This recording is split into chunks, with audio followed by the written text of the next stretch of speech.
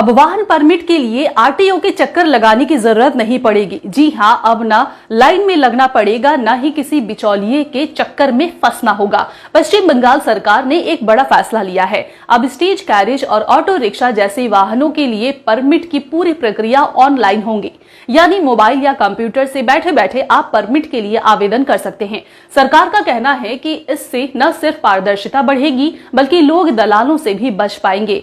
पूरा काम अब होगा वाहन पोर्टल के जरिए, जहां नई खाली की जानकारी यानी रिक्तियों की जानकारी, आवेदन, फीस भुगतान और सब कुछ डिजिटल तरीके से ही होगा। लेकिन हाँ, अगर आपका परमिट अभी तक डिजिटल नहीं है तो आपको एक बार ओरिजिनल कॉपी सबमिट करनी होगी। उसके बाद 96 यानी कि 96 घंटे यानी कि करीब 4 दिन के अंदर सब डेटा सिस्टम में अपलोड कर दिया जाएगा। और एक जरूरी बात, जो लोग परमिट मिलने के बाद 6 महीने तक वाहन नहीं चलाते, उनका परमिट रद्द हो सकता है। इसीलिए परमिट मिलने के बाद गाड़ी चलानी भी काफी जरूरी है। इस नई व्यवस्था से उम्मीद की जा रही है कि आम जनता को राहत मिलेगी और भ्रष्टाचार में भी कमी आएगी।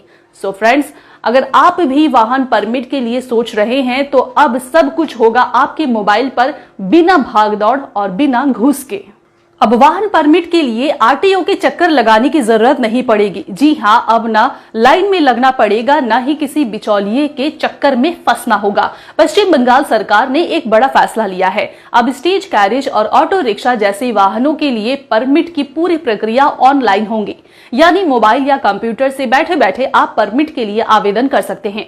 सरकार का कहना है कि इससे न सिर्फ पारदर्शिता बढ़ेगी, बल्कि लोग दलालों से भी बच पाएंगे। पूरा काम अब होगा वाहन पोर्टल के जरिए, जहां नई खाली की जानकारी यानी रिक्तियों की जानकारी, आवेदन, फीस भुगतान और सब कुछ डिजिटल तरीके से ही होगा। लेकिन हाँ, अगर आपका परमिट अभी तक डिजिटल नहीं है तो आपको एक बार ओरिजिनल कॉपी सबमिट करनी होगी। उसके बाद 96 यानी कि 96 घंटे यानी कि करीब 4 दिन के अंदर सब डेटा सिस्टम में अपलोड कर दिया जाएगा। और एक जरूरी बात, जो लोग परमिट मिलने के बाद 6 महीने तक वाहन नहीं चलाते, उनका परमिट रद्द हो सकता है। इसीलिए परमिट मिलने के बाद गाड़ी चलानी भी काफी जरूरी है। इस नई व्यवस्था से उम्मीद की जा रही है कि आम जनता को राहत मिलेगी और भ्रष्टाचार में भी कमी आएगी। सो फ्रेंड्स, अगर आप भी वाहन परमिट के लिए सोच रहे हैं तो अब सब कुछ होगा आपके मोबाइल पर, बिना भागदौड़ और बिना घूस के।